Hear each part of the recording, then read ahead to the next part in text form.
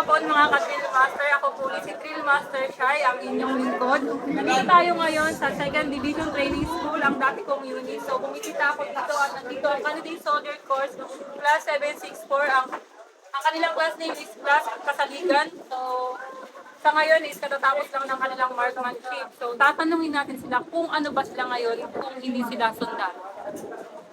Pipili tayo. So ikaw muna, okay lang ba na tanongin kita?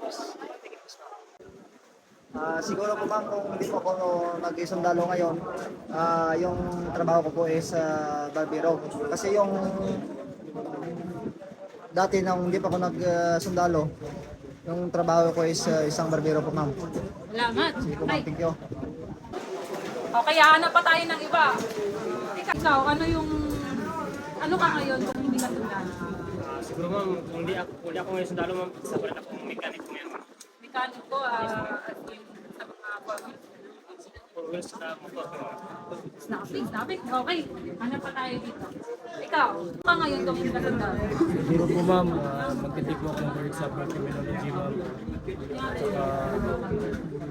Saka, kung hindi po ako nagsundalo ma'am, mag-apply ako ng mag-passer ma'am, mag-apply ng police. Saka ginusto ko mag-sundalo ako, may artist ko ng Philippine Army. Okay, so ilang tulog na lang, sundalo na kayo.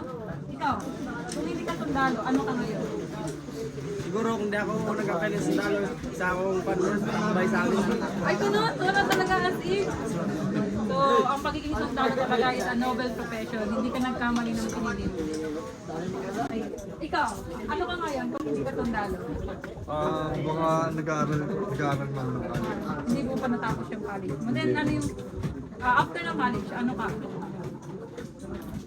Pero ano ma'am, nung natapos ko po yung college Magsusundalo ka rin. Susundalo.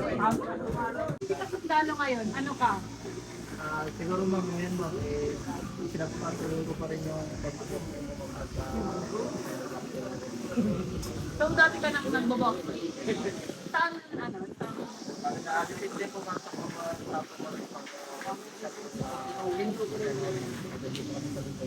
Hindi pala barabasa yung classmate nyo. So, baka naman masampulan mo kami ng nagalaw.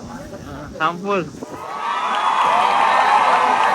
Hindi talaga barabasa ang mga sundalo natin. Kapag may kalaban, eh. Okay, salamat. Maraming salamat. Hahanap pa tayo ng iba nating tatanungin.